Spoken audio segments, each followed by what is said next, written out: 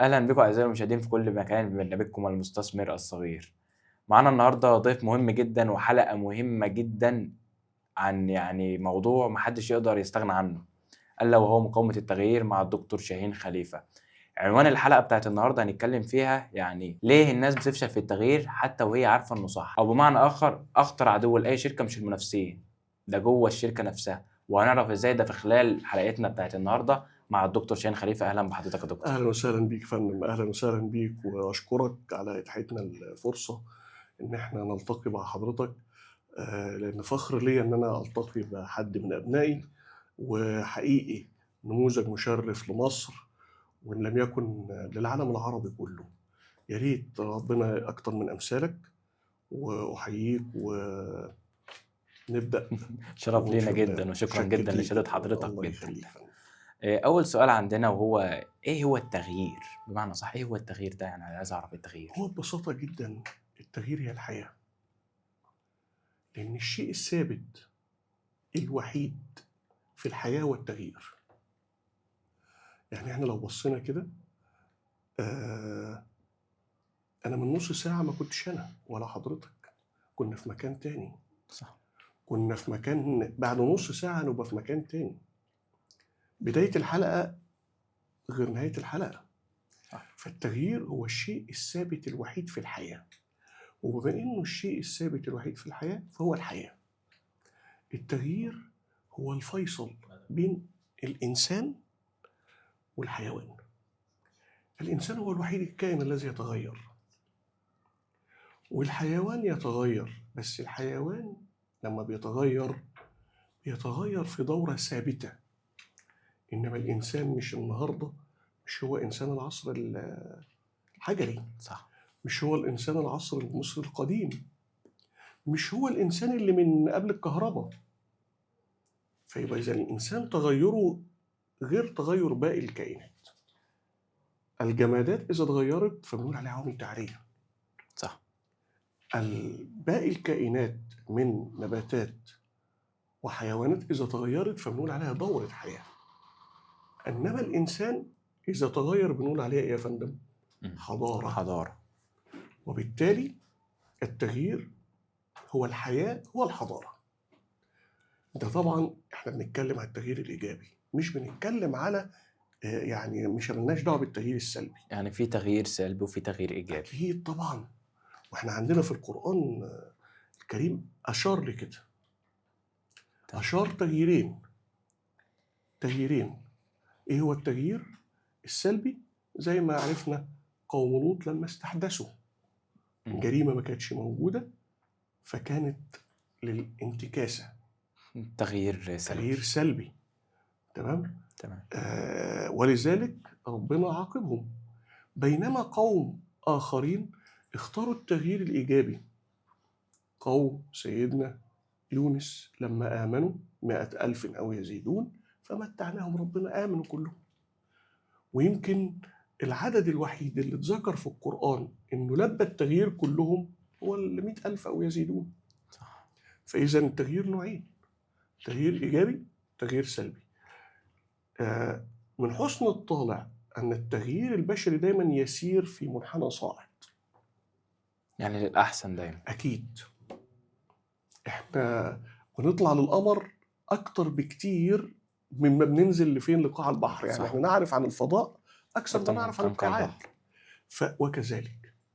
طيب إذا كان التغيير السلبي في الجرائم أو في الحاجات التانية، ده طبعا لأن الإنسان بشر، في جزء ملائكي وجزء طيني، مش هنقول جزء شيطاني، الشيطان ده مخلوق.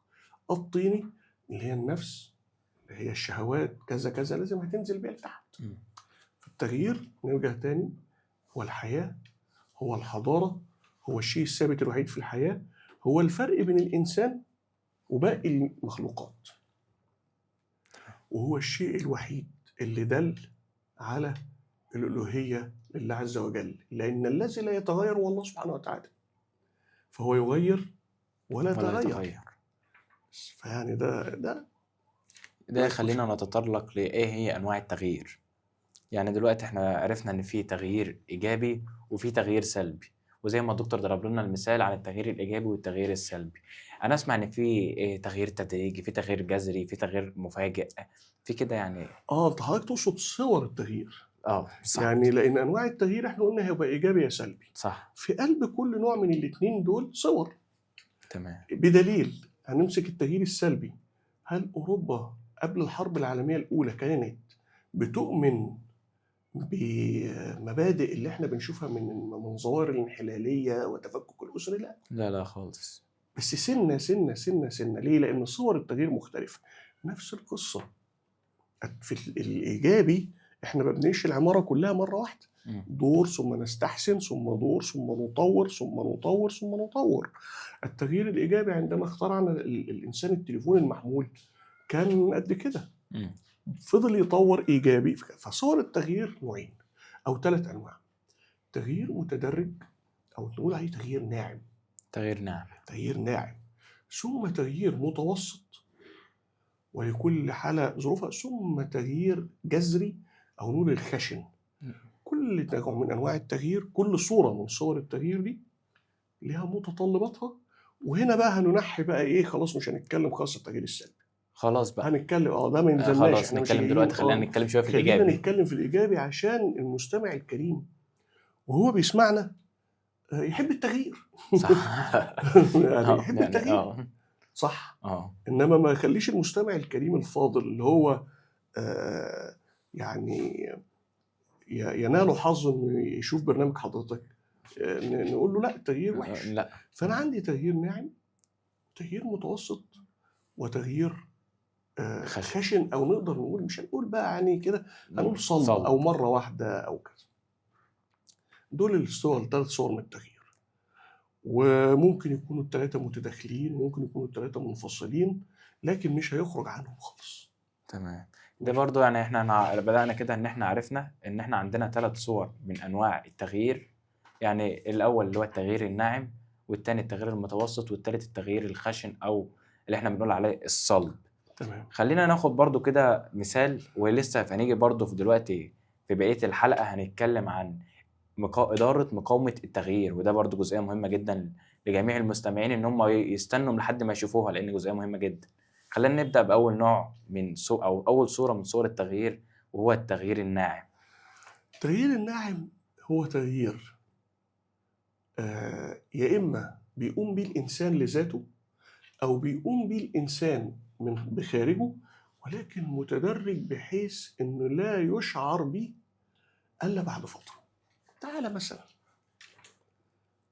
التغيير الناعم بينتابنا في حياتنا، ما تقدرش تعرفه إلا إذا بعدت شوية وشفت إيه التغيير أثره في حد تاني.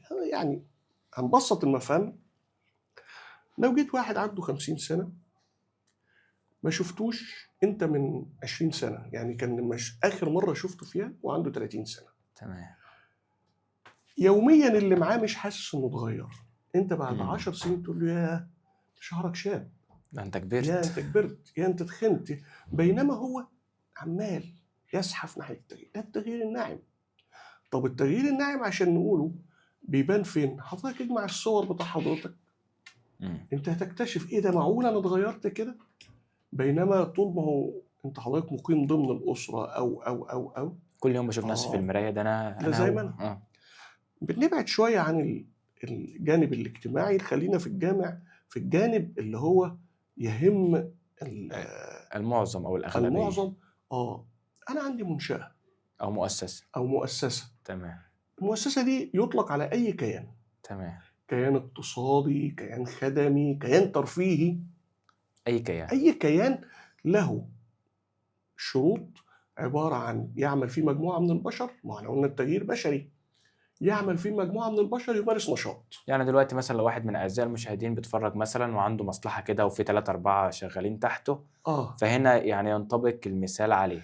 التغيير الناعم هنا مثلا إيه؟ هنفترض أنا كان عندي 3-4 مثلا، ابتدوا معايا بمستوى تعليمي معين، وليكن أيا كان المستوى، هنقول دبلوم، ثانوية عامة، بكالوريوس. أنا هاجي يا حضرات، أنا متهيالي ان انتوا لو زودنا المؤهل شويه متهيألي هيكون احسن. هل التزويد المؤهل دي هتبان بكره؟ يعني انا هقول له انت النهارده تاخد بكالوريوس بكره يكون خده؟ لا. ولا عايز 4 سنين؟ 4 سنين. هيفضل يروح النهارده يحضر ماده ثم ماده ثم امتحان ترم ثم سنه تظهر نتيجه. هيعرفها ازاي بقى لما يوصل لسنه رابعه يبص لبتاع سنه اولى؟ يا انت لسه بادئ، ده انت لسه في معلومات كتير انت لسه في هتاخدها. معلومات كتير هتاخدها. ده اسمه التغيير الناعم. بس يستشعر بالفايده لانه بيترك اثر الحفر في الصخر. يعني مش معقول بعد ما خدت مؤهل دراسي هرجع تاني. لا خلاص انا طلعت سلمه مش هقدر انزل عنها. فده التغيير الناعم. التغيير الناعم في ميزه انه بيلبي ما بيصطدمش مع مقاومه التغيير قوي. يعني دايما ما بيبقاش فيه مقاومه قوي. زي هنقول مثلا حضرتك بتسوق عربيه او اي واحد من سنة لو هو ماشي على السلنسيه او وضع المور هتبقى ماشيه بالراحه خالص. ما حسش ان انا ممكن وهي على منزل في الاخر خاصه توصل لاخر الشارع ومش منزل جامد يعني لو منحدر خفيف منحدر براحتها. بينما في نفس التوقيت واحد زميله واقف داس بنزين مره واحده كل الناس هتعمل ايه؟ هتعمل بالقصور الذاتي. صح. ده تغييرين، الاثنين تغييرين، هما الاثنين هيوصلوا لاخر الشارع. بس واحد ناعم ما حسش خالص ووصل لاخر الشارع وما اعترضش. الثاني هيترجى معاك بالقصور الذاتي وهيقول لك ايه اللي انت عملته ده؟ انت عملته. في مثال ممكن مثلا ناخده على الناعم على ارض الواقع. طبعا حضرتك في الشركه عندك في ناس دايما هي مؤمنه باساليب التقليديه في العمل. يعني يجيد زي ما احنا بنقول ايه اللي احنا بنقول عليه يعني مع احترامنا ابو كم دوت اللي بيجيد العمل الدفتري. تمام. حضرتك لو انت جيت تاني يوم على طول وقلت له لا اشتغل بالاكسل هيفصل منك. صح. انما لازم وانا قاعد معاه اعمل حاجه اسمه تغيير ناعم. اغير له الاول شكل الدفتر، دفتر شيك كده وبتاع يحب.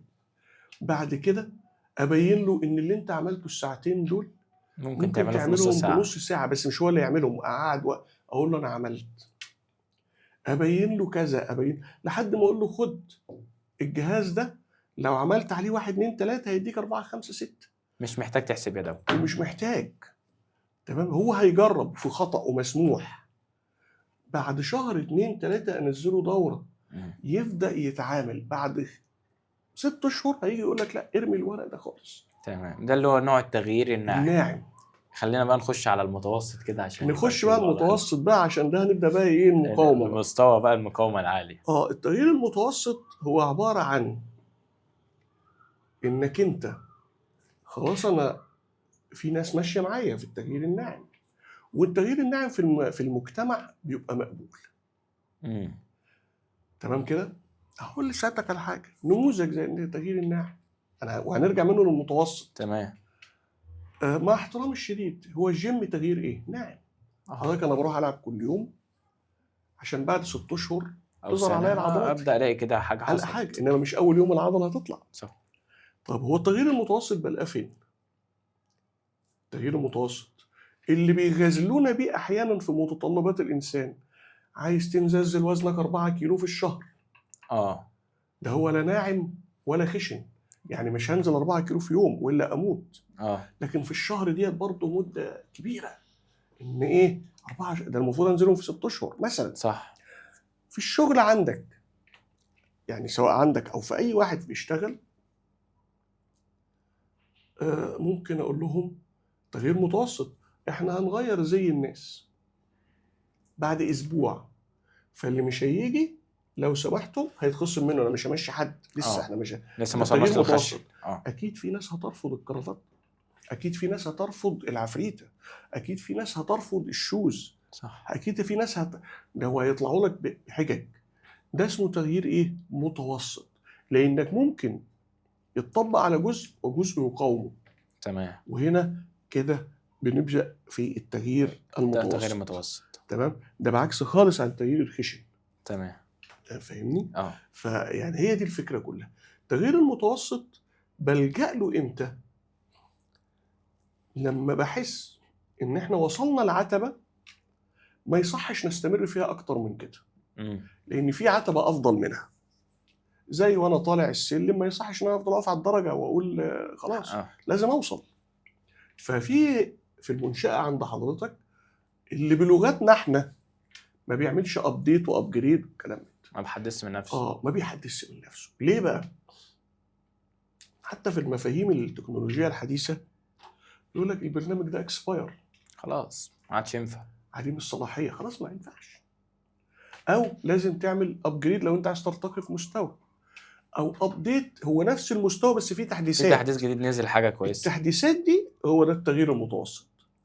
انا هخلي الكرافته بدل كرافته يبقى 2، واحده لونها للمساء واحده منها للصباح. تمام. الامن بدل ما هو واقف كده قميص وبنطلون بس، لا انا هلبسه فيست. تمام. هو ما كانش واخد على كده، بس ده في قلب ايه؟ الامن نفسه. انا ما غيرتش الامن. ده تغيير متوسط. انت اسمه تغيير متوسط. تمام كده. في مثلا دول متطوره او في مثلا نماذج او نمط معين او عالم معين اخترع مثلا حاجه في التغيير نقدر نتبناها، فكره معينه في التغيير ياباني مثلا؟ في انت حضرتك انت اشرت النقطه ولمست حته جميله جدا. اساتذه التغيير في العالم اللي خدوا عنهم العالم كله اليابان بالمناسبه، لان اليابان بعد ما حدثت القنبله الذريه قالوا ان احنا هزمنا في المعامل، ما هزمناش في ميادين القتال بالمناسبه. يعني حللوا المواضيع كلها فقالوا احنا هزمنا في المعامل قبل ان نهزم في ميادين القتال، لان في الاخر القنبله الذريه هي معمل، صح، هي ذره وخلاص. حلو، تمام. بعدها نشأت شركات، واساسا شركه تويوتا اللي هي اللي اخترعت بقى الحته دي بتاع السيارات، نظريه اسمها الكايزن. هي كاف الف ي ز نون بالعربي، وبالانجليزي نفس الحروف كي اي زد. تمام. الكايزن دي بتقوم على ايه؟ فكرتها جميله جدا، العالم كله خدها وحاليا هي بتطبق. وانا يعني اتمنى ان كل مستمعينا الكرام يقرأ عن النظريه دي، وهي مش نظريه يعني حاجه، لا ده احنا نقولها دلوقتي ويطبقها. طبيعتنا تقبل هذا الكلام. قايمه على فكره جوهريه جدا، التحسين البطيء المستمر. 3 شروط. تحسين بطيء، شرطه بطيء، شرطه مستمر. تحسين وبطيء ومستمر. لازم مستمر، لازم مستمر، لازم يكون بطيء ومستمر، لازم يكون تحسين. يعني يعني زي ما احنا بنقول كده، انا عندي مصنع، عندي كيان، لازم ادور على التحسين البطيء المستمر، لان هو يتناسب مع الطبيعه البشريه اللي عندها ميل فطري لمقاومه التغيير المفاجئ. صح، ده اللي هو النوع الثالث بقى اللي احنا لسه هنتطرق اليه. لا لسه ده موضوع ده اللعب كله. التحسين البطيء ايه؟ المستمر. تمام كده. التحسين البطيء المستمر ده دايما بيؤتي ثماره، لان بعد فتره بتجد ان انت وقفت على منطقه، يا ايه الجمال اللي انا فيه ده، ما ينفعش ترجع تاني. صح، بس بدون ما تستشعر ان انت غامرت ونقلت. زي مثلا ممكن ناخد مثال في مجال الشركات او في المؤسسات. قوي في مجال الشركات للاسف بيقعوا فيها كتير جدا، ان يعتمد بعض الشركات او بعض الكيانات، عشان اي كيان، على فكره انا عندي واحد متخصص كمبيوتر بس. طب ما هو ده لو غاب خلاص الشركه وقفت، لان ديت قايمه على شخص. انا مش هنقول بقى اوجد بديل، لكن انا لو قدرت ان باقي المجموعه فاهمه كل واحد جزء بسيط من عمل الاساسي، ثم بعد ذلك تناوب الادوار. انا طورت من الناس تحسين بحجه ان لو غاب الاكو، هي مش بحجه ان لو غاب الاكو، لا، لان انا لو قلت له دول هيحلوا محلك ما ينسمحش، لكن انا عمال اطور فيهم سنه سنه سنه سنه سنه سنه. بساعدك ازاي؟ وده يؤسفني ان احنا مفتقدينه في مصر. اقول لك ازاي. حضرتك أستاذنا ويعني من الجيل اللي هو يعني الصاعد الواعد، العلوم اللي أنت خدتها غير العلوم اللي أنا خدتها. صح. العلوم اللي أنا خدتها لا تصلح حاليا في العصر إلا إذا كنت بعملها أبجريد.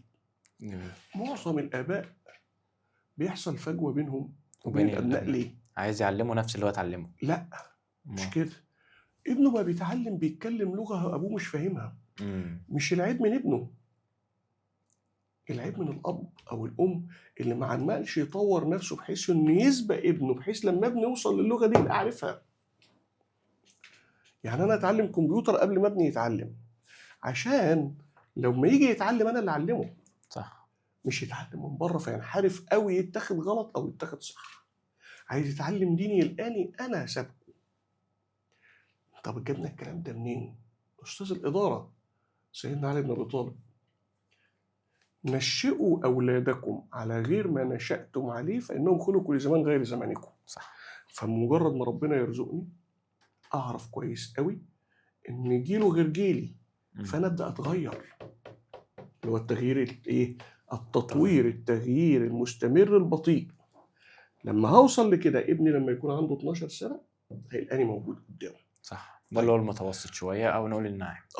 طيب في المنشأة، رئيس المنشأة عادة وخصوصا في القطاع الخاص بيعتقد أنه وصل إلى قمة المعرفة أو وصل إلى قمة العلم في صنعته وخلاص، ومهمتي إن أنا أجيب ناس تشتغل عندي.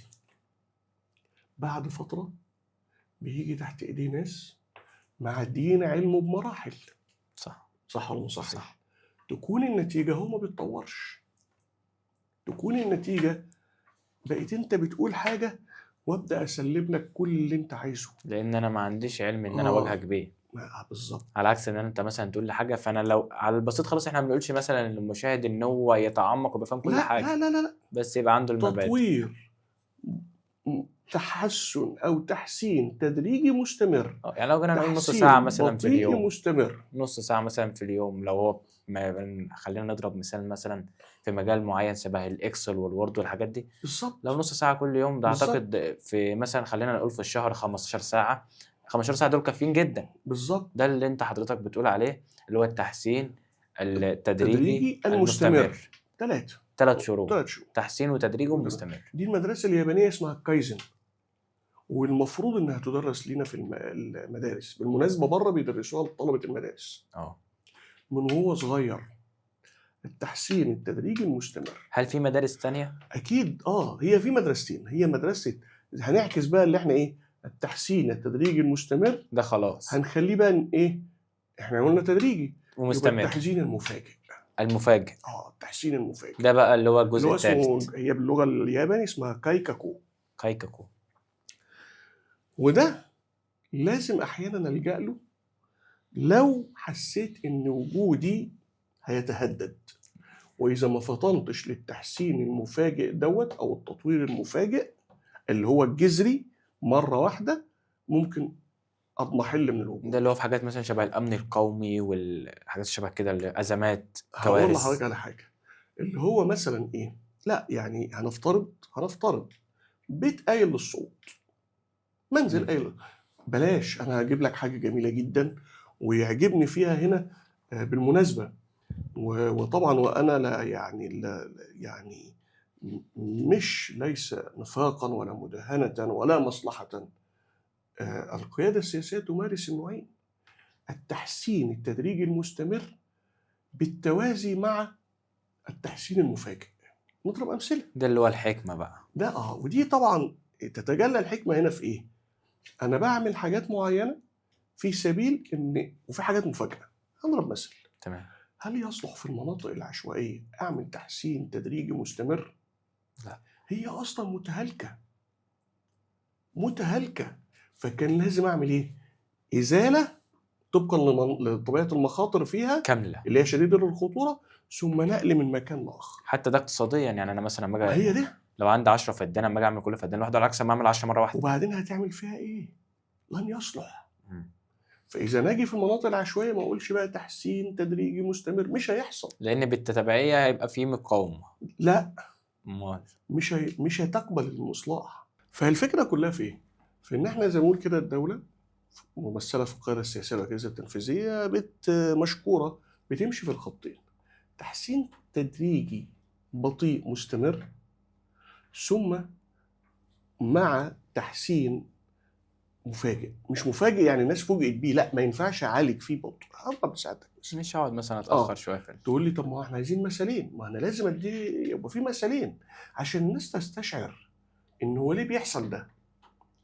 المبادره الرئاسيه لمكافحه الفيروس سي، هل ينفع ان انا احشد وانا عندي 4 مليون مره واحده اطلعهم على المستشفيات يتعالجوا، ولا اقول دي في خلال سنه؟ دي في خلال سنه. يبقى ده اسمه تحسين تدريجي مستمر بطيء، لان انا مش هقدر في سنه، في شهر، يومين، 3 اقفوا اتعالجوا، مش كده؟ بينما انا عندي مناطق عشوائيه، بيوت قايله للسقوط، مفيش بنيه تحتيه، بؤر اجراميه، هل دي هينفع اقول له تحسين مستمر بطيء مستمر؟ ما هو ده بالعكس، ده هو عايز كده. عارف ليه عايز كده؟ لان هو كل ما تحسن له بطيء مستمر هو يحسن في مستواه بين قوسين يعني الاجرامي، لانه هيبدا يتطور. تقول طب مثلا يواكب التطور فهيزيد اجراما، او عشان ما نقولش اجرام، لا، في العشوائيه هيزيد عشوائيه. هضرب سعادتك مثل تاني: مشي الاتنين مع بعض في نفس المكان. احنا هنا بقى ايه؟ قلنا ان في مكان او في قطاع ماشي فيه تحسين تدريجي بطيء مستمر، وهو تحسين ايه؟ الصحه. زي النظام التطبيقي الشامل للتامين الشامل. هل ينفع اطبقه كله مره واحده؟ في الدوله كلها لازم تاخد 15 سنه. بس محافظه في محافظه في محافظه في محافظه. طب المناطق العشوائيه اللي هي شديده الخطوره، ينفع اقول له فيها تحسين ولا لازم مره واحده؟ لازم جذري. يبقى اللي هي الكايكاكو. طيب في منطقه بقى اجمع فيها بين الاثنين، احسن تدريجي واخد في حاجه تانية مفاجئ، واخد في قلبها مفاجئ. هنفترض زي ايه مثلا؟ منطقه زي منطقه الهجانه، كيلو 4.5، هي منطقه عشوائيه بس مش شديده الخطوره، بس قد تشتد خطورتها ولا يصلح فيها. مش هنشيلها كلها، لكن نشيل ايه؟ زي ما بيقولوا تهذيب او تشذيب، اللي هو كده، فشق شوارع. ده تحسين مفاجئ. لكن في نفس التوقيت اعمل خدمات بالتوازي بقى. النهارده خدمات السجل المدني، بعد كده خدمات التوثيق خارجيه، يبقى تحسين تدريجي مستمر. احنا كده ضربنا امثله الدوله عملتها: تحسين بطيء مستمر في قطاع، ثم تحسين مفاجئ في قطاع آخر، ثم الدمج بين النموذجين. وأنا عايز أقول لحضرتك دول كثيرة بتفشل في الحتة دي. دول كثيرة بتفشل في الحتة دي. ليه؟ لأنه ما بيراعيش الفنيات ولا حرفية التغيير بشكله. أنا عايز إيه من إيه؟ وده بيخليهم طبعا 100%، معلش هتقطع حضرتك، إن هنلاقي مقاومة تغيير. ومقاومة التغيير طبعا لها أنواع. أكيد. خلينا نقول أنواعها. أسمع إن في مجتمعي، وأعلم إن في فردي، وفي منظمي تقريبا أو تنظيمي. يعني خلينا ناخدهم كده واحدة واحدة. خلينا نبتدي الأول إن مقاومة التغيير ده شيء فطري. مقاومة التغيير شيء فطري. يعني احنا اتفقنا إن التغيير الفرق بينه وبين الكائنات الأخرى. حضرتك لو عندك قطة، يعني احنا عشان عزك ربنا مربي قطة، نقلتها من هنا لهنا مش هتتغير. بيتها النهارده بره الشقه مش هتقول لك لا، هي هتتأقلم مش هتتغير. مش هتتغير. تمام. بينما تعالى انت قول احنا اتفقنا، قول لواحد فاتح كشك انقله بس الناحيه الثانيه، يقول لك لا انا واخد على كده، استناني بقى، استناني لو سمحت، انت عايز تنقلني ليه؟ ده اللي هو الفردي. لا يعني ده مقاومه التغيير. يعني اشكاله او صوره هنتكلم فيه. انما هي الفكره كلها في ايه؟ مقاومه التغيير ظاهره صحيه ولا ظاهره مرضيه؟ لا، ظاهره صحيه. ولازم احسن الاستفاده منها. ليه بقى؟ لان مقاومه التغيير في حد ذاتها قد تنور لي عيب في ان انا باخد قرار غلط. فبالتالي ارجع لتصويب القرار خدت بالك ازاي؟ تمام. لتصويب القرار. واحنا لينا في مقاومة التغيير بس ملمح بسيط في غزوة بدر. الرسول صلى الله عليه وسلم قال لهم ايه؟ هنقف هنا. فواحد قال له انا عندي مقاومة تغيير يا رسول الله، بس اللي انا هقوله لك ده هو الوحي، فاحنا نعظم ومفيش مشكلة. سمعنا وأطعنا. أم هو الرأي والمشورة والحرب والمكيدة؟ اه هو دي مقاومة تغيير. ما هو الرسول صلى الله عليه وسلم هو وحي يوحى، قال له اقف هنا. فهو بيسأله اللي عندك ده تعليمات ولا ممكن نفكر، ولا ممكن أتكلم مجرد تغيير؟ لأن أنا عندي مقاومة تغيير. اه فالرسول قال له بل هو الرأي والكذا كذا كذا. تمام. خدت بالك ازاي؟ فقال له لا، أنا شايف إن احنا نقف قدام البير بحيث فنشرب إن ويشرب ولا يشربون. صح. ثم تمام كده. عايز أقول لحضرتك على حاجة. مقاومة التغيير دي مين اللي استفاد منها؟ الرسول، المسلمين في غزوة بدر. هي نفسها مقاومة التغيير اللي خسرت المسلمين في غزوة أحد. صح. ليه؟ الرسول صلى الله عليه وسلم طلعهم فوق الرماة وقال لهم ما تنزلوش. هم مش عاجبهم فوق لأنهم شايفين تحت في غنايم، فقاوموا التغيير اللي هم يفضلوا فوق. قاوموا التغيير، نزلوا جري. واحد انتهز الفرصة. يبقى إذن هذا التغيير، مقاومة التغيير، إما تكون هي ظاهرة صحية بس لو هي وظفتها في الاتجاه الصحيح هتشير لي بالأفضل في النتائج. ده بقى يخلينا نسأل سؤال مهم جدا. مثلا أنا دلوقتي عندي شركة أو عندي مثلا وليكن مصلحة كده بالبلدي كده زي ما بنقول بناكل منها عيش. مصلحة كده بناكل منها عيش. وعندي 5 موظفين. تمام. هنفترض 5 موظفين. أنا عايز أخد قرار معين في تغيير بس مانيش عارف هل في عندي مقاومة تغيير ولا لأ، لأن أنا أخد قرار وليكن ممكن نقول ناعم أو ممكن نقول متوسط، ما هو مش خشن. تمام. مش عارف هل عندي مقاومة تغيير ولا لأ. لا، هو يعني أنت هنقول اللي مش متوقع إن يكون عنده مقاومة تغيير ده خارج المنظومة، لأن أنا مقاومة التغيير ملغية في قطاع واحد بس في العالم كله بالمناسبة، القوات المسلحة، لأنها لا تقبل رفاهية مقاومة التغيير. بمعنى القائد بيقول إحنا هنطلع نحارب هنا، مفيش رد، مفيش حاجة اسمها لا أنا حارب. لا، مفيش حاجة اسمها لا أصل إحنا رأينا نحارب هنا. تمام كده. رفاهية مقاومة التغيير مش موجودة في القطاع العسكري في العالم كله.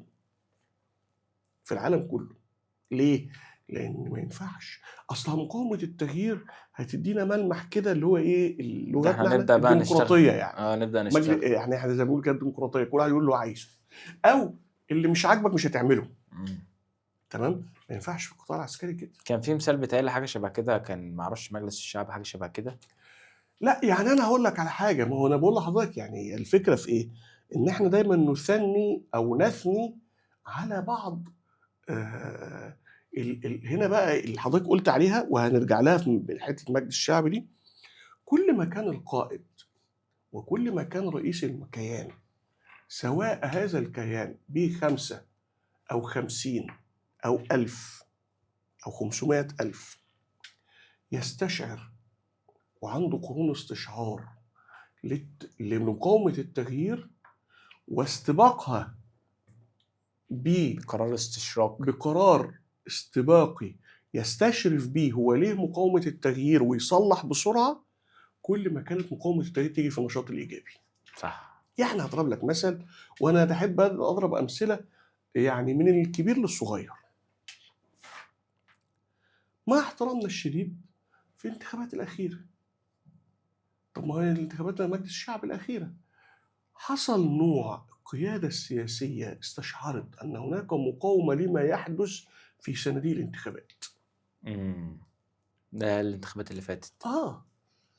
يعني كثر الحديث عن رأس المال السياسي أو تدخل المال السياسي في الانتخابات. استبق الموضوع سيادته بإيه؟ قال لك أنا عندي استعداد ألغي الانتخابات كلها وحولها للقضاء. كانت النتيجة أثلج سطور الناس، طمأنهم إلى سلامة العملية الانتخابية اللاحقة، وامتص غضب. طب هنقول ما امتصش، انا ليه امتص الغضب؟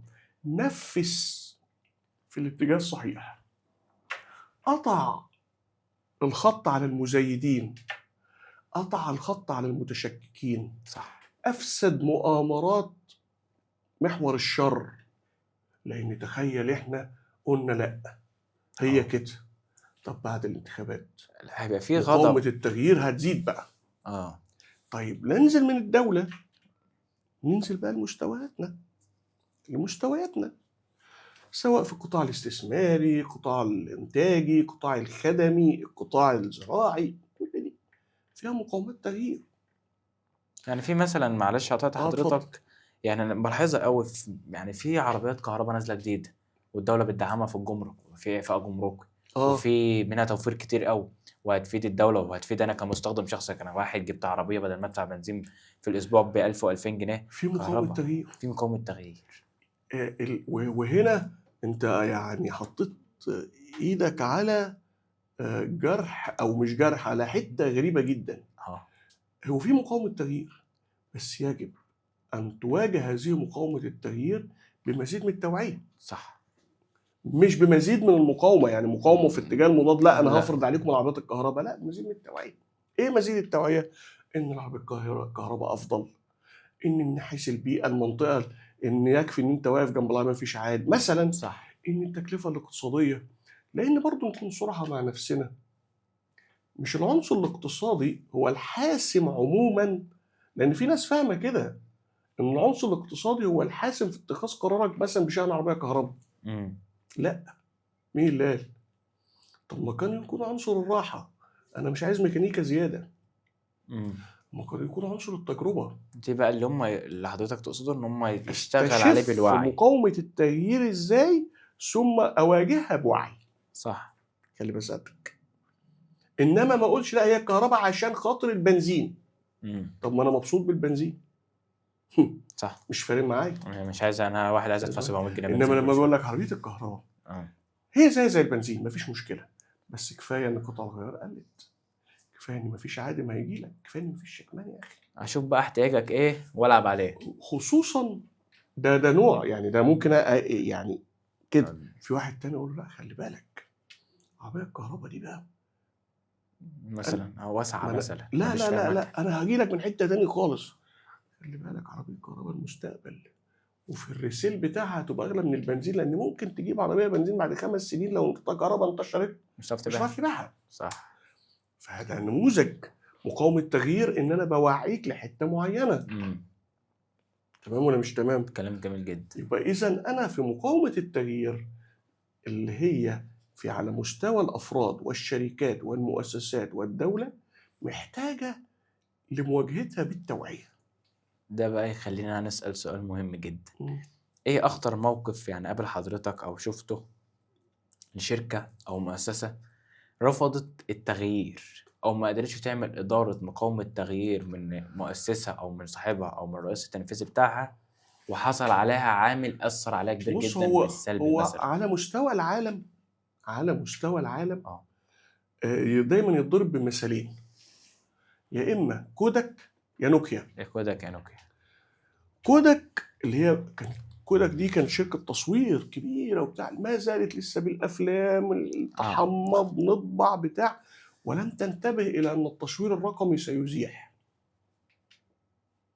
فرفضت التغيير. فزاحت. انا هقول لك على، احنا دايما بص، يعني انا دايما اميل لحاجه. المستمع الكريم لما هيكلمني يقول لي وانا مالي ومال كودك، كلمني عن مصر. المثال تاني قبل ما اتكلم عن مصر، قبل ما نتكلم عن مصر، نوكيا. هو كان مين فينا ما بيشيلش تليفون نوكيا؟ موبايل اللي هو الزراير ده نوكيا دي كانت هي العالم كله. بس لم تنتبه الى ان الدنيا بتتغير، وان في حاجه اسمه تاتش سكرين، وان في اندرويد، وانه افتكرت او ظنت ان محبه الناس للعلامه التجاريه. ده برضو يخلينا يعني طب تيجي تقول لي طب وفي مصر؟ اقول لك قوي في مصر بالظبط. تعالى يمكن جيلنا احنا يستشعر ذلك. جيلنا يستشعر ذلك، كانت هناك شركتين بتنتج سلعتين. تمام. الشركتين دول واحدة ما بقتش موجودة، لا مبنى ولا أي حاجة، تمام. والتانية طورت. تمام. التانية موجودة على استحياء، وهقولهم لك والناس جيلنا احنا يعرفها.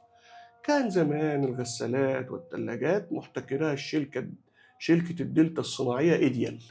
تمام. ولو كتبنا على النت إيديال هو دي وكان بالحجز وما كانش فيها إلا هي. مع مناخ الاستثمار والانفتاح بدأت تظهر شركات أخرى. تمام. فبدأنا نشوف الثلاجة أم بابين، بدأنا نشوف الثلاجة أم ألوان، كان هو أبيض بس. بدأنا نشوف الغسالة الفول أوتوماتيك.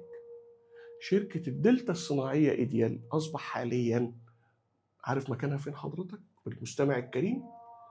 أمام دار المدفعية اللي اتهدد بالكامل، وحاليا مكانها مولات دلوقتي.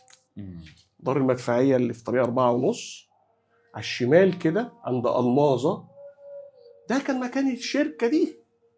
شركة ما بقتش موجودة من أساسه بسبب عدم موائمة التغيير.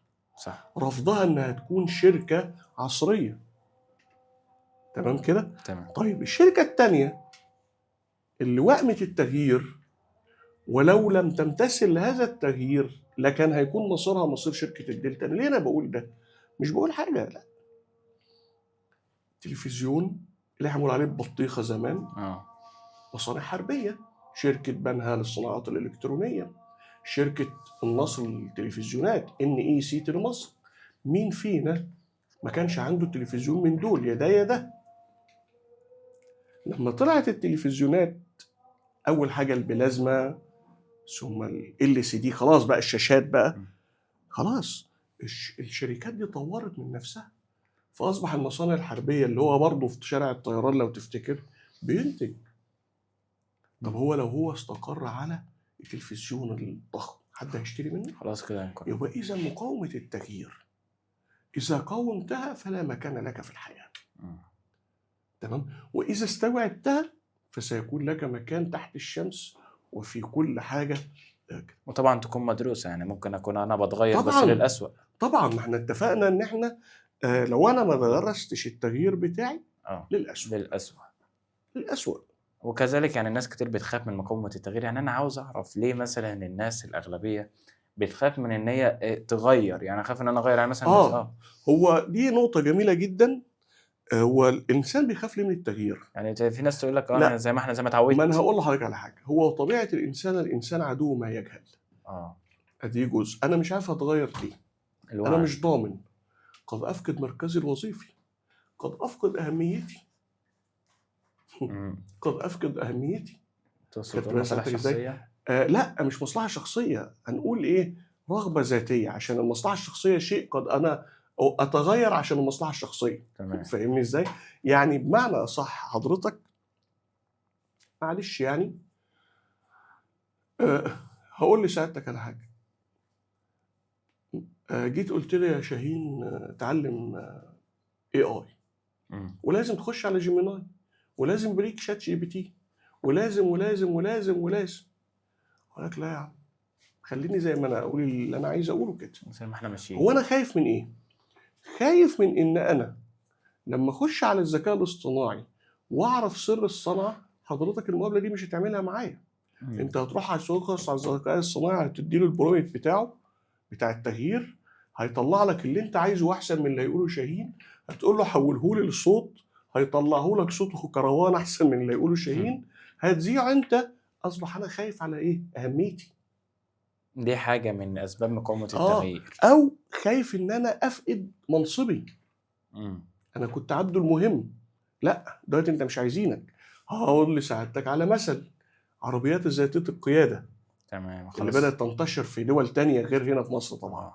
هل دي محتاجين لسائق؟ طيب هل السائق، تفتكر إن السائق بقى هيحب التغيير ولا يقاومه؟ لأن أنا هفقد أهميتي، ثم هفقد وظيفتي. وبرضو أنا يعني مش عارف إذا كان يعني أنا، وهو ما أشار إليه السيد الرئيس أن هناك تخصصات لن نحتاجها. يعني خدوا بالكم يا شعب مصر، لا تقاوموا التغيير، بل كونوا مع التغيير وكونوا ايجابيين صح في الاتجاه اللي فوق. صح. انا مش عايز اداب وتجاره وشعر وبتاع، كل ده حلو، بس يكفيني 2 شعراء في البلد. انا عايز 2 احمد شوقي، واحد في الشمال واحد في اليمين وخلاص. تمام. انما مش في واصله. اولويات. فالناس مش مستوعبه. الناس لازم يبقى فيه لصنص حقوق، الناس لازم يبقى فيه لصنص تجاره ولا بكالوريوس تجاره. يا سيدي خلاص، انا دلوقتي اي قضيه بجيبها دلوقتي اخش على النت اعرفها. الناس مستوعبه لازم المكتبه، خلاص في حاجه اسمها PDF وهكذا. والناس برضه تقول لك احنا ابويا كان كده وجدي كان كده. نيجي بقى هنا بقى ايه الحته اللي اشرت عليها دي، حته جميله جدا. انت يعني برضه فتحت لنا سكه. ايه هي؟ هو ايه مشكله من لم يؤمنوا بالانبياء؟ مشكلتهم مش ان هم مقتنعين بان ربنا ليه شريك، لا، وجحدوا بها واستيقنتها انفسهم. هم عارفين ان ربنا واحد، ولذلك قال لك ما نعبدهم ولئن سالتهم ليقولون ما نعبدهم الا ليقربونا الله زلفى. يعني انا عارف ان الى الله زلفى، انا عارف. بس يقول لك ايه بقى المشكله؟ انه رافض مقاومه التغيير. انه مش رافض، انه رافض التغيير، فبيعمل مقاومه. هذا ما الفينا عليه اباءنا. صح. او لو كان اباؤهم لا يسمعون شيئا ولا يهتدون او لا ينطقون. يعني ده ربنا ذم فيك التقليد. اصل كلمه عدم مقاومه التغيير او عدم تقبل التغيير بقت مقلد، ولست بقيت يعني بمعنى صح زي ما احنا شبهنا المثال الاول اللي هو الفرق بين الجماد بالظبط. بقيت في الناحيه الثانيه خالص، مش الحياه، مش الانسان، اي مخلوق تاني.